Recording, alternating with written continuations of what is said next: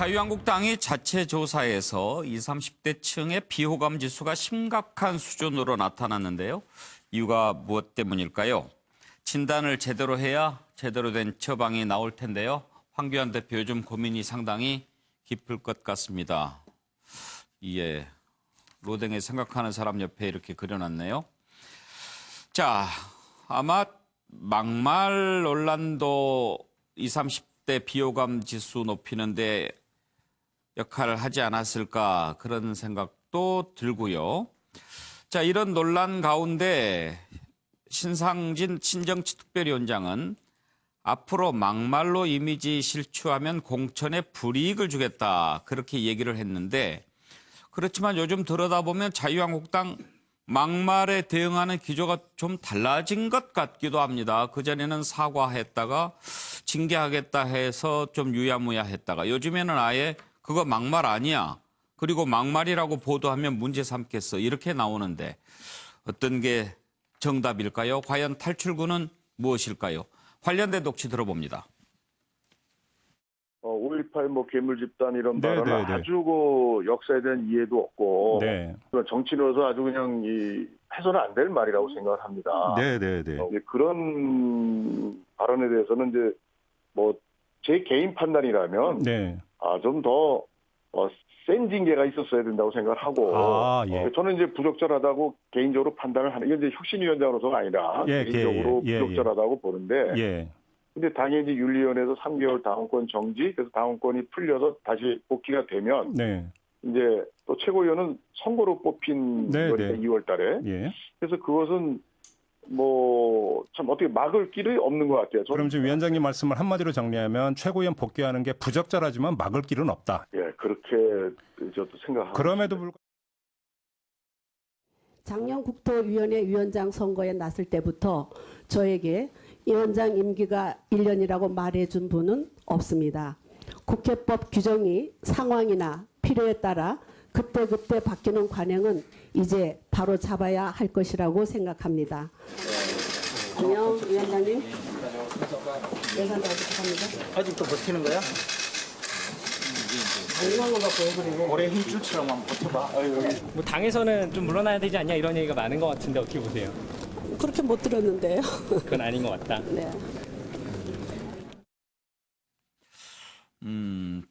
아직도 버티고 있냐고 면전에서 저렇게 얘기를 하네요. 서정 변호사, 그런데 궁금한 게 그 김순례 최고위원 같은 경우에 3개월 당원권 정지 처분 받았잖아요. 그게 끝나면 최고위원으로 다시 활동하는데 전혀 법적으로 문제 없습니까? 그게 당헌 당규의 해석이기 때문에 예. 전혀 문제가 없습니다. 그렇게 보십니까? 예. 그러면은 과연 무슨 징계를 그동안 받은 것인가 궁금한데 어떻게 생각하세요? 3개월 동안 이게 최고위원 정지받은 거, 예. 그게 징계 아닙니까? 3개월 동안 못한 거. 예, 그렇군요. 지금 2030, 그러니까 20, 30대 비호감이 심각하다고 그러는데 이게 자유한국당 자체 조사에서 나온 거잖아요. 그렇죠. 내부적으로 어떻게 분석을 하고 있을까요? 아마 이게 이거 자체 조사뿐만 아니라 각종 의 여론조사를 보면요. 20, 30대의 지지율이 한국당이 낮은 건 사실이에요. 예. 근데 저는 두 가지로 보는데요. 첫째는 이게 보수 정당의 기본적인 운명이 있는 거예요. 보수 정당. 예를 들어 이제 포프가 이런 말을 했잖아요. 젊어서 이제 좌파가 아니면 가슴이 없고 나이 들어서도 이게 계속 좌파면 머리가 없다. 이 말은 이제 어르신들 5, 60대, 70대 이상은 이게 한국당 지지자가 많아요. 근데 젊은 20, 30대는 원래부터 이게 적은 거예요.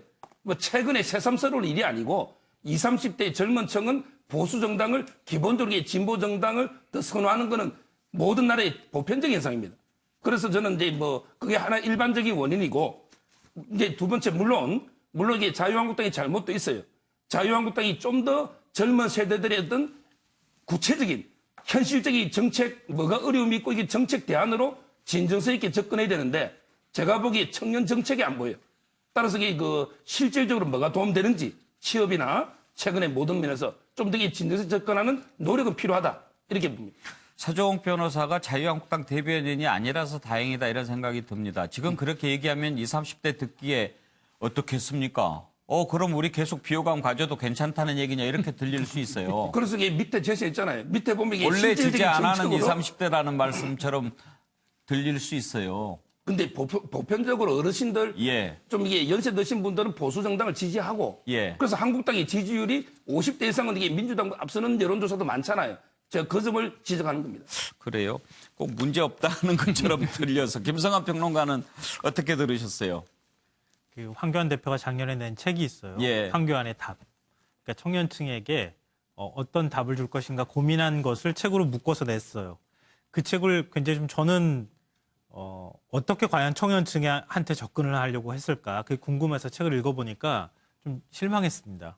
황교안 대표의 살아오는 인생 역정을 한 절반 정도 자랑했고요. 그다음에 청년층에 대해서 어떻게 우리가 해야 될 것인가라고 하는 얘기 부분에 뭐라고 나오냐면 청년은 새벽 이슬이다 이렇게 얘기합니다. 예. 날마다 새롭게 바뀌는. 그래서 청년층은 새벽 이슬이어서 청년층이 무슨 생각을 하는지 청년층의 얘기를 우리가 먼저 가서 들어야 된다. 이렇게 표현합니다. 근데 지금 자유한국당 모습을 보면요. 청년층한테 가서 먼저 들으려고 하는 노력 별로 하지 않고 청년층이 얘기한 것을 반영하지도 않습니다. 그러니까 굉장히 낡아가는 정당으로밖에 보이지 않는다는 거예요.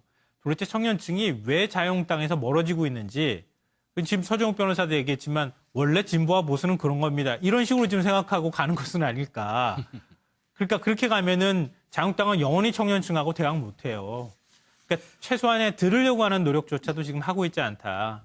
그럼 청년층이 자유한국당이 얘기하는 것처럼 굉장히 막말이라든가 아니면은 과거식으로 이념에 사로잡힌 공격을 한다거나 이런 방식들에 대해서 이제는 거부감 느끼는 거예요. 그러니까 굉장히 당당한 세대들입니다. 그러니까 지금 그러니까 세계 수영 선수권 대회에서 여자 수구 선수들이 94골 먹으면서 한 골 예. 넣었다고 눈물 흘렸잖아요. 그런데도 64골 먹었을 때도 눈물 안 흘렸어요. 예. 그 한 골의 가치를 지금 알고 있는 게 청년 세대인데 지금 자유한국당은 그런 것에 대한 공감 능력이 없다. 그게 전 제일 큰 문제라고 생각합니다.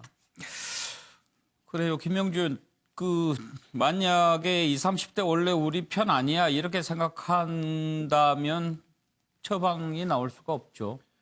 그렇습니다. 사실은 제가 생각할 때는 90년대생 그리고 밀레니엄 세대들을 그럼 민주당이 제대로 이해하고 있느냐? 난 그것도 아니라고 봅니다. 예. 민주당과 자유한국당의 정치인들이 고루 오히려 실질적으로 최근에 갈수록 더 국회의원의 연령이 더 높아져 갔어요. 예. 그런데다가 심지어 자유한국당은 비례대표도 없애자. 예. 청년 정치 하지 마라. 이런 얘기를 아예 대놓고 앞뒤 가리지 않고 하는데요. 그렇다고 해서 민주당이 더 잘하고 있다고 생각하지 않습니다. 예. 90년대생이 온다라는 책 속에 이런 예. 얘기를 예. 왜 그들이 블록체인에 미쳤냐 하면 모든 세계가 믿을 수가 없다는 거예요. 그나마도 기계적으로 믿을 수 있는 것에 나는 미치겠다. 예. 그리고 워라벨이라고 하는 나의 자아 실현을 위해서 다른 건 다 포기할 수 있다라는 새로운 가치와 변화인데요. 나는 서정우 변호사 말도 틀렸다고 생각합니다. 미미라고 하는 새로운 개념은 역사적으로 사람의 마음이 엔티티가 변해가고 있다는 거예요. 사실 공유경제가 공산주의 이야기인데도 전체가 흐름을 갖고 있어요. 그게 지금 20년대 많이 좋아하는 그 키워드입니까? 그렇지 않습니다. 따라서 그렇다면 보수당을 다 해야죠. 갈수록 노인 인구가 많아지는데 그게 그렇지 않잖아요. 갈수록 예. 고령화 사회라고 하는 것은 소수의 젊은이들이 나이 많은 사람들을 먹여 살리는 시대이기 때문에 그 젊은 사람의 가치가 훨씬 더 중요해지는 시대로 가는 것이기 때문에 예. 정치권이 단순히 유권자, 소비자로 보는 것이 아니라 정말 우리나라의 새로운 주체로 젊은이들이 보지 않으면 이 민주당도 그렇고 자유한국당도 이끌지 못하면 떠나라 이렇게 되는 겁니다. 예. 자, 아무래도 이제 이런저런 요인들이 있겠지만 요즘 계속 논란이 됐던 막말 논란 이 부분도 아마 요인 가운데 하나가 아니었을까 싶은데요. 지금 자유한국당에서는 막말 관련돼서 문제가 된 사람들 공천에 좀 반영하겠다고 합니다만 어떻게 될지는 봐야겠습니다. 그동안 논란이 됐던 부분들 좀 들어볼까요?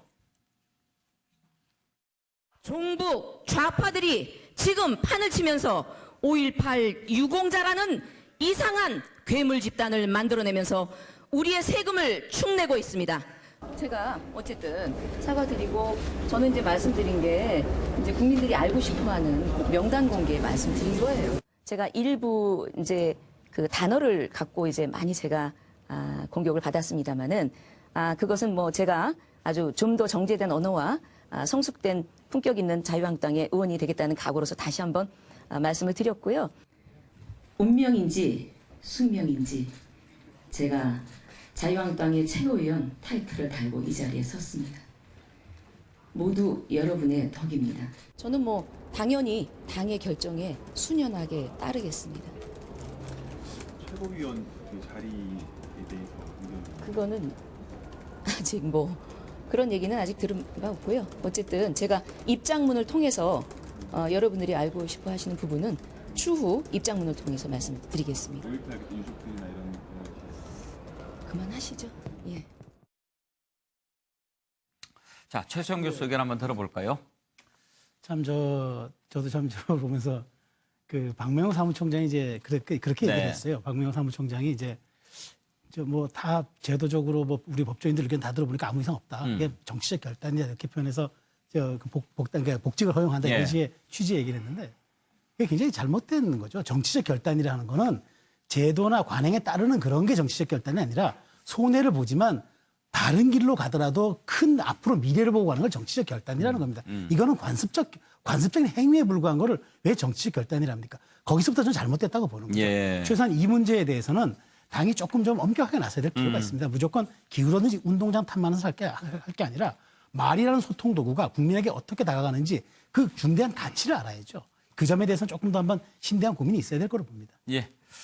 속보가 들어왔는데요. 회동이 끝난 것 같습니다. 예정된 시간을 1시간 이상 넘겨서 3시간 정도 걸렸고요. 지금 공동 발표문을 조율하고 있다고 하는데 자세한 내용 소식이 들어오는 대로 또 전해드리도록 하겠습니다. 김한규 변호사, 자유한국당 조사 결과 어떻게 평가하십니까? 네. 이 막말만 놓고 오면 조금 전에도 이제 예. 영상에 나왔는데 20, 30대 같은 경우는 이제 막 이제 취업을 했거나 아니면 직장 내에서도 이제 막 이제 신규 직원들이겠죠. 근데 이 분들의 입장에서 보면은 당에서 그 높은 지위에 있는 사람이 굉장히 정치적으로 굉장히 부적절한 막말을 했는데 그러면은 불과 몇 달 만에 돌아왔어요. 똑같은 자리로. 그러면 이 사람들 입장에서는 이미지를 어떻게 보냐면은 회사에서 잘못한 사람이 성추행을 했던 막말을 했던 잘못한 사람이 잠깐 나갔다 들어온 거예요. 그러니까 이 한국당에 있는 사람이 전문치한테 그런 이미지를 주는 거죠. 이게 법적으로 가능하냐 논하지 않은 이 문제를 논할 게 아니라 아까 최 교수님 말씀대로 정치적 결단을 내려서 인적 쇄신을 하는 모습을 보여주면 젊은 층들에도 한국당이 달라진 모습이 있다 이렇게 보여줄 여지가 있는데 전 굉장히 답답하더라고 이런 판단하는 것에 대해서. 최홍갑 의원. 저는 요즘 젊은이들이 이념지향이라기보다는 사실 정치권을 바라보는 눈은 그럴 것 같아요. 상식적이냐 비상식적이냐. 그러니까 앞서 나왔듯이 막말은 막말인 거거든요. 그러니까 느닷없이 정치권의 참 슬픈 세월호를 끄집어 오는데 그 문제에 대해서 별 문제가 없다. 또 이런 식의 어떤 인식 구조라든가 앞서 이제 5.18 관련 발언들이 있었습니다만 그런 부분들에 대해서 황교안 대표가 좀 강한 리더십을 갖고 정리를 해 나가야 되는데 지금 한국당의 모습을 보면 그게 안 되거든요. 근데 저는 또 최근에 보면 상임위원장 앞서 나왔습니다만은 그거 정말 낯뜨거운 일이잖아요. 네. 그러니까 보수의 핵심 가치 중에 하나가 희생인데 그런 건 전혀 찾아볼 수가 없고.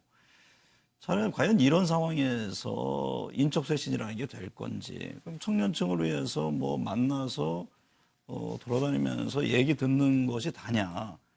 그들에 대한 어떤 정치적인 공간을 마련해주는 노력들은 하고 있는지 정말 그 문제를 풀려고 하는 방법은 적극적으로 찾고 있는지 이런 부분에 대해서 저는 박수를 받지 못하는 것 아닌가 그런 생각을 해봅니다. 그런데 김영주 의원 그런 생각도 들어요. 사실 지금 20, 30대 젊은 친구들이 정치에 그렇게 관심이 없잖아요. 네. 막말을 했는지 상임위원장이 누가 됐는지 왜 싸우는지 이런 것도 아예 모를 것 같기도 한데. 그런데 한편으로는요. 지난번에 있었던 유럽 선거를 보면 녹색당이 굉장히 큰 힘을 발휘했습니다. 그것은 10대들이 지구 환경에 굉장히 많은 관심을 가져왔기 때문에 그렇습니다. 그래서 겉으로 보면 꼰대짓 하는 것에 관심이 없죠. 그러나 전 세계의 주요한 이슈에 왜 관심이 없습니까? 나이 드신 분보다 더 영어 잘하고 더 SNS 활동하는데 지식과 정보가 없을 리가 없죠. 내가 관심을 둘 가치가 없다고 보는 거예요. 그걸 갖다 모른다고 생각하면 큰 착각이라는 겁니다. 그게 바로 지난번 유럽 선거에서 3인당과 다른 보수 정당을 앞서고 녹색당이 뛰어넘는 게 이민법, 이민에 대한 정책, 환경에 대한 정책을 얼마나 잘하는 걸 다 보고 있다는 거죠. 예. 그런 부분을 정치권이 무시하면 안 됩니다. 예.